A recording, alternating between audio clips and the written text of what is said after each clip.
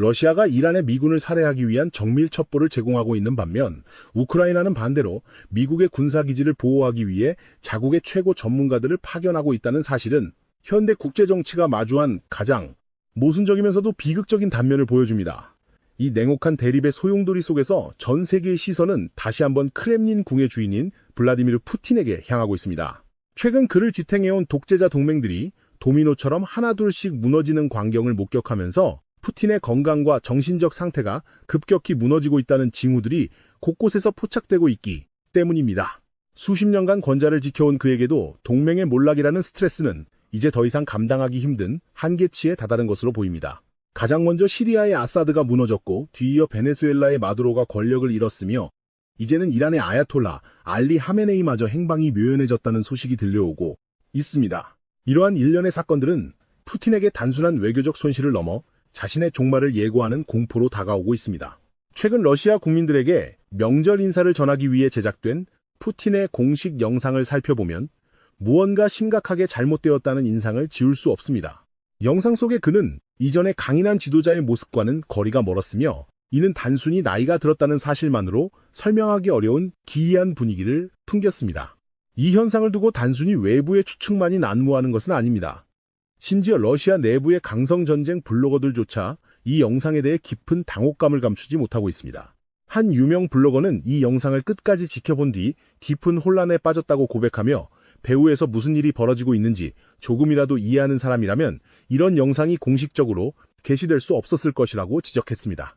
평소 철저한 검열과 완벽한 선전도구를 자랑하던 크렘린의 시스템이 이토록 허술하게 작동했다는 것은 내부 체제에 심각한 균열이 생겼거나 혹은 누군가가 의도적으로 푸틴을 사보타주하고 있다는 강력한 증거가 됩니다. 푸틴이 현재 겪고 있는 심리적 압박은 실로 상상을 초월할 것입니다. 단 3일 만에 끝날 것이라고 장담했던 이른바 특별군사작전은 어느덧 3년이라는 세월을 넘겼고 그가 공들여 쌓아온 독재의 성벽은 무너져 내리고 있습니다.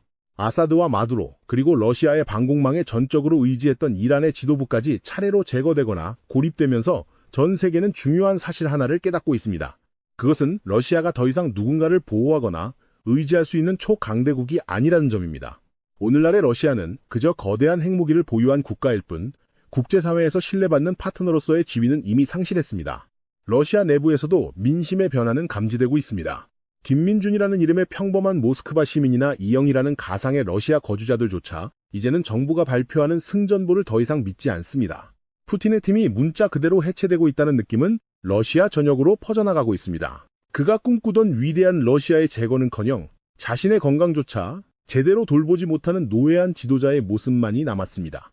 자신의 동맹들이 암살당하고 축출되는 과정을 지켜보며 푸틴은 아마도 다음 차례가 자신이 될지도 모른다는 극심한 불안감에 시달리고 있을 것입니다.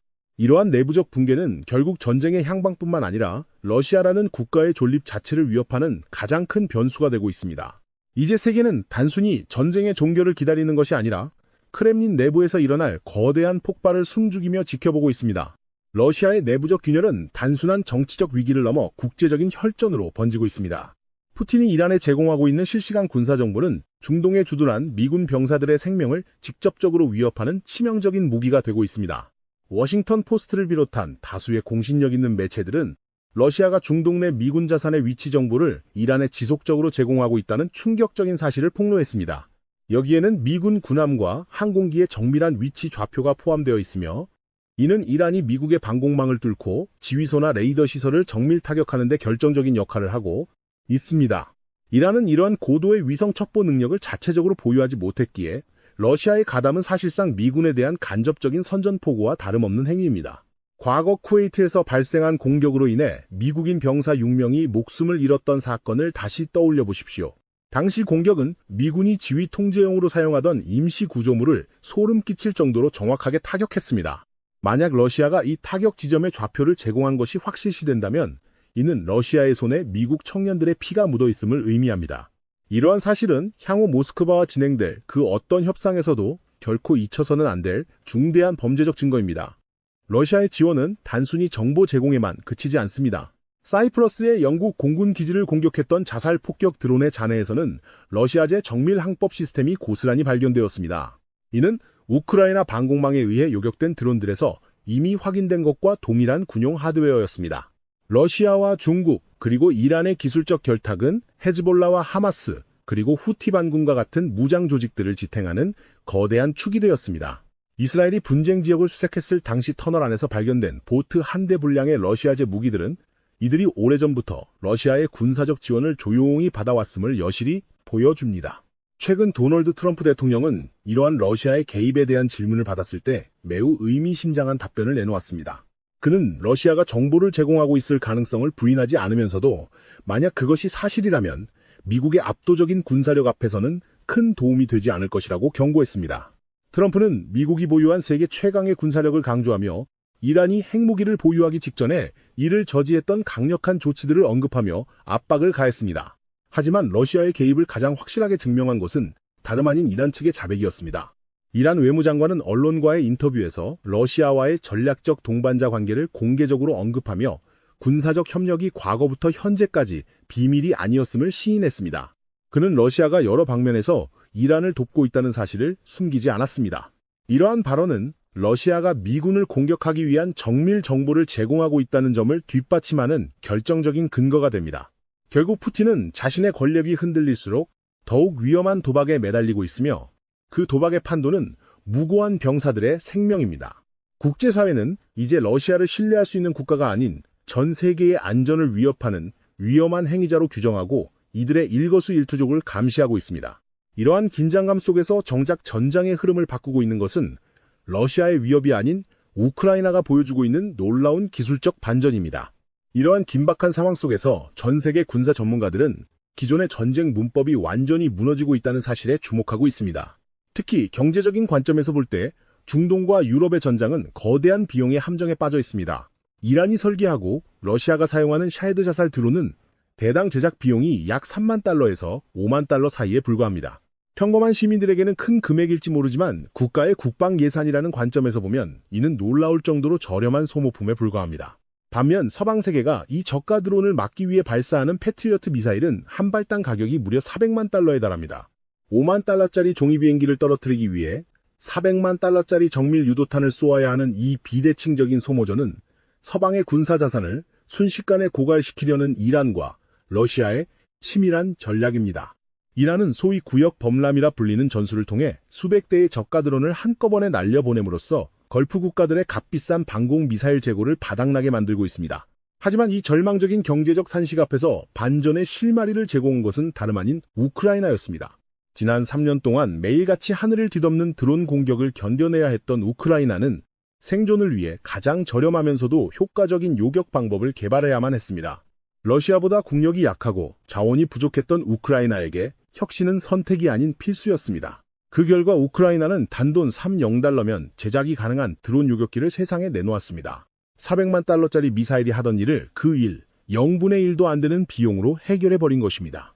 우크라이나가 개발한 스팅이라 불리는 쿼드콥터형 요격기는 하늘을 날아다니며 이란제 드론을 추적해 공중에서 충돌하거나 파괴합니다. 여기에 더해 인공지능 기술이 탑재된 옥토퍼스 시스템은 수많은 드론이 때를 지어 공격해오는 군집 드론 상황에서도 각각의 목표물을 정확히 식별해 무력화합니다. 이러한 기술력은 현재 사우디아라비아나 아랍에미리트 같은 중동의 산유국들에게 엄청난 매력으로 다가오고 있습니다. 과거 이들은 석유 증산 문제를 논의하며 러시아와 오펙 플러스라는 틀 안에서 긴밀히 협력하던 관계였습니다. 하지만 정작 자신들의 정유시설이 드론 공격을 받을 위기에 처하자 이들은 러시아가 아닌 우크라이나를 쳐다보고 있습니다. 그 이유는 명확합니다. 러시아의 자존심이라 불리던 정유 공장들이 우크라이나의 드론 공격에 힘없이 불타오르는 모습을 전 세계가 목격했기 때문입니다. 자신들의 본토 방어조차 제대로 하지 못하는 러시아의 방공 시스템을 신뢰할 국가는 더 이상 없습니다. 반면 러시아의 파상 공세를 놀라운 요격률로 막아내고 있는 우크라이나의 실전 데이터는 그 어떤 광고보다 강력한 신뢰의 증표가 되었습니다. 러시아의 전쟁 블로거들조차 이러한 상황에 대해 탄식 섞인 비판을 쏟아내고 있습니다. 그들은 우크라이나가 이제 자국 영토를 넘어 해외에서도 군사적 영향력을 행사하고 있으며 이는 러시아의 영향력이 중동에서 급격히 퇴조하고 있음을 상징한다고 말합니다. 결국 전쟁은 단순히 화력의 대결이 아니라 누가 더 효율적으로 자원을 관리하느냐의 싸움으로 변모했습니다. 우크라이나는 이 잔혹한 시험대 위에서 가장 앞서 나가는 전문가가 되었습니다. 이들이 중동의 미군 기지와 동맹국들을 보호하기 위해 전문가를 파견하고 기술을 공유하는 것은 단순히 우방에 대한 호의를 넘어 전 세계의 안보 지형을 재편하는 거대한 흐름의 일부입니다. 전쟁의 포화 속에서 탄생한 이 3,000달러짜리 작은 비행체들은 이제 수조 원의 가치를 지닌 전략 자산들을 보호하는 전 세계의 파수꾼이 되어가고 있습니다. 우크라이나가 보여주고 있는 이러한 기술적 도약은 단순히 전장에서의 임기응변을 넘어 산업적인 혁명으로 이어지고 있습니다. 현재 우크라이나는 연간 700만 대에 달하는 드론을 생산할 수 있는 능력을 갖추었으며 이는 명실상부한 세계 최대의 드론 공장으로 거듭났음을 의미합니다. 세계 최강의 군사력을 자랑하는 미국이 연간 약 40만 대를 생산하고 전쟁 당사자인 러시아조차 수백만 대 수준에 머물고 있다는 점을 고려할 때 우크라이나의 생산 규모는 실로 경이로운 수준입니다. 하지만 더욱 놀라운 것은 단순한 숫자가 아니라 그들이 보여주는 혁신의 속도입니다. 데이비드 퍼트레이어스 전 CIA 국장은 우크라이나의 강점으로 소프트웨어는 매주 혹은 격주 단위로 업데이트되고 하드웨어는 몇 주마다 진화한다는 점을 꼽았습니다. 이러한 유연성과 실전 데이터의 즉각적인 반영은 관료주의에 갇힌 기존 강대국들의 군수산업 체계가 결코 따라올 수 없는 우크라이나만의 독보적인 자산입니다. 미국의 군사 전문가들은 이제 우크라이나를 단순히 지원의 대상으로 보는 것이 아니라 미래 전쟁의 해답을 가진 파트너로 인식하기 시작했습니다. 퍼트리어스 장군은 미국이 미래의 전쟁에 대비하기 위해 군사산업 복합체를 재건해야 하며 그 과정에서 우크라이나의 저비용 고효율 모델을 반드시 배워야 한다고 역설했습니다. 이는 국제사회에서 우크라이나의 위상이 어떻게 변화했는지를 보여주는 결정적인 증거입니다. 침략을 당해 국가의 존립이 위태로운 상황에서도 우크라이나는 자신들의 기술과 전문가를 중동에 파견해 미군 기지와 민간인들을 보호하는 결단을 내렸습니다. 이는 정치적인 비난이나 외교적 계산을 넘어선 인도주의적 결단이기도 합니다. 젤렌스키 대통령은 자신에 대한 일부 정치적 비판에도 불구하고 임명을 구하는 것이 그 무엇보다 우선이라는 확고한 태도를 보여주었습니다. 그는 러시아가 이란을 도와 미군을 위험에 빠뜨리는 동안 우크라이나는 그 반대의 길을 걷고 있다는 점을 분명히 했습니다. 러시아의 영국 주재 대사가 자신들은 중립이 아니며 이란을 전적으로 지지한다고 공공연히 밝히는 상황에서 누가 진정한 미국의 우방이며 누가 자유세계의 가치를 수호하고 있는지는 명확해졌습니다. 한쪽은 살상을 위한 좌표를 찍어주고 다른 한쪽은 생명을 지키기 위한 방패를 제공하고 있습니다. 이 극명한 대비야말로 오늘날 국제사회가 목격하고 있는 가장 거대한 진실입니다. 우리는 이제 기억해야 합니다. 국가의 크기나 핵무기의 보유 여부가 그 나라의 위대함을 결정하는 것이 아니라 위기의 순간에 어떤 가치를 지향하느냐가 진정한 초강대국을 정의한다는 사실을 말입니다.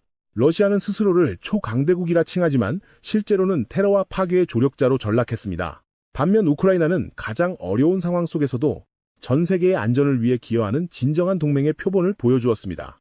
이러한 진실은 시간이 흐를수록 더욱 명확해질 것이며 중동의 사막과 유럽의 벌판에서 증명된 우크라이나의 헌신은 역사가 기록할 것입니다.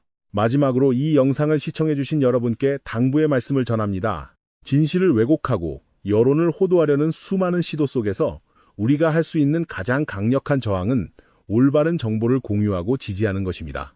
이 글의 내용이 유익하셨다면 좋아요와 구독을 통해 더 많은 이들이 진실을 마주할 수 있도록 힘을 보태주시기 바랍니다.